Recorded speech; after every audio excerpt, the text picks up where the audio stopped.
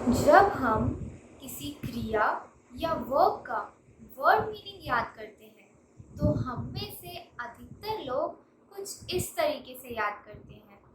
ईट मतलब खाना, स्पीक मतलब बोलना, राइट मतलब लिखना, ब्रेक मतलब तोड़ना इत्यादि। लेकिन ये एक बहुत उपयोगी तरीका नहीं है।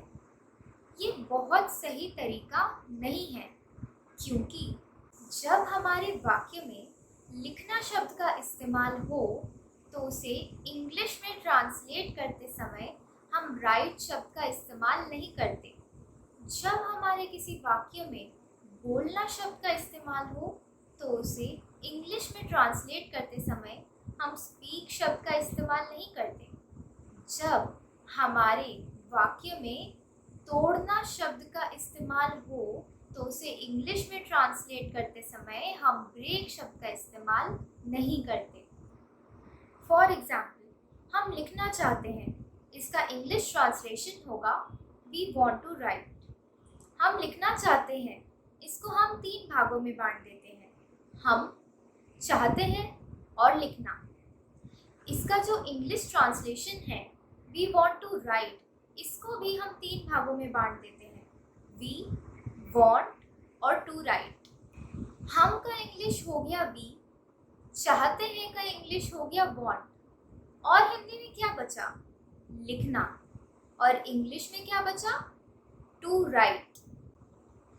तो उपयोग की दृष्टि से हम लिखना के लिए टू राइट का उपयोग करते हैं, ना कि राइट का।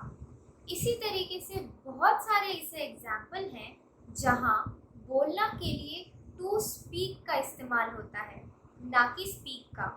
उसी तरीके से तोड़ना के लिए टू ब्रेक का इस्तेमाल होता है, ना कि ब्रेक का। फॉर एग्जाम्पल, राम बोलने लगा, Ram began to speak। Yoga class में तेज बोलना अच्छी आदत नहीं है। To speak loudly in yoga class is not a good habit। इसका मतलब लिखना का इंग्लिश होता to write, ना कि write। बोलना का इंग्लिश होता to speak, ना कि speak। और तोड़ना का इंग्लिश होता to break, ना कि break। अगर to write का मतलब लिखना होता तो सिर्फ write का मतलब क्या होगा? अगर टू स्पीक का मतलब बोलना होता तो सिर्फ स्पीक का मतलब क्या होगा? अगर टू ब्रेक का मतलब तोड़ना होता तो सिर्फ ब्रेक का मतलब क्या होगा? हम ये देखते हैं कि टू राइट के पहले टू लगा हुआ है और इसका जो हिंदी है लिखना, इसके अंत में ना लगा हुआ है। टू स्पीक के पहले टू लगा हुआ है और इसकी जो हिंदी है बोलना, उसके अंत में ना लगा हुआ है। टू ब्रेक के पहले टू लगा हुआ है और तोड़ना के अंत में ना लगा हुआ है।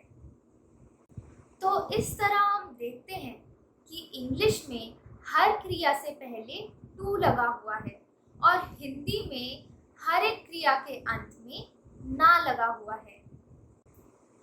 टू राइट में से अगर हम टू को हटा दें तो सिर्फ राइट बचता है।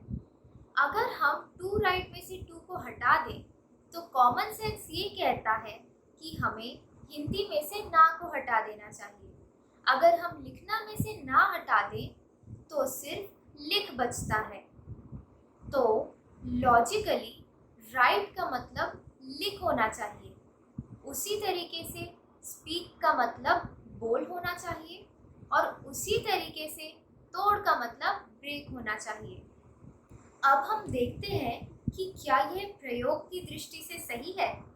लिख, बोल, तोड़ इत्यादि शब्दों का प्रयोग हम अधिकतर ऑर्डर देने के लिए या फिर रिक्वेस्ट करने के लिए करते हैं, जैसे तू लिख, तू बोल, तू तोड़। तू लिख का इंग्लिश होगा यू राइट। लिख के जगह यहाँ राइट का इस्तेमाल करते हैं। तू बोल का इंग्लिश होगा यू स्पीक। बोल की जगह पर हम स्पीक का प्रयोग करते हैं। तू तोड़ का इंग्लिश होगा यू ब्रेक। तोड़ की जगह हम ब्रेक का इस्तेमाल करते हैं। इस तरह के वाक्य को हम थोड़ी शिष्ट भाषा में ऐसे बोलते हैं, तुम लिखो, तुम बोलो, तुम तोड़ो। अगर आदर या रिस्पेक्ट के साथ बोलना हो तो ऐसे कहते हैं, आप लिखिए, आप बोलिए, आप तोड़िए। तुम लिखो, इसका इंग्लिश होगा यू राइट। यहाँ पर भी लिखिए का मतलब लिख ही है। आप लिखिए, इसका इंग्लिश होगा यू राइट। यहाँ पर भी लिखिए का मतलब लिख ही होता है। एक दूसरे एग्जाम्पल से भी हम इसे वेरीफाई कर सकते हैं।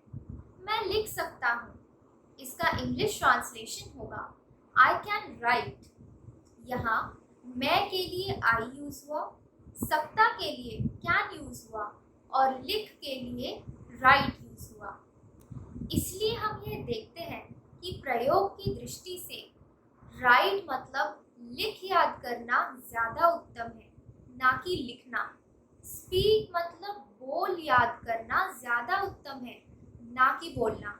इसी तरह ब्रेक मतलब तोड़ याद करना ज़्यादा उत्तम है, ना कि तोड़ना।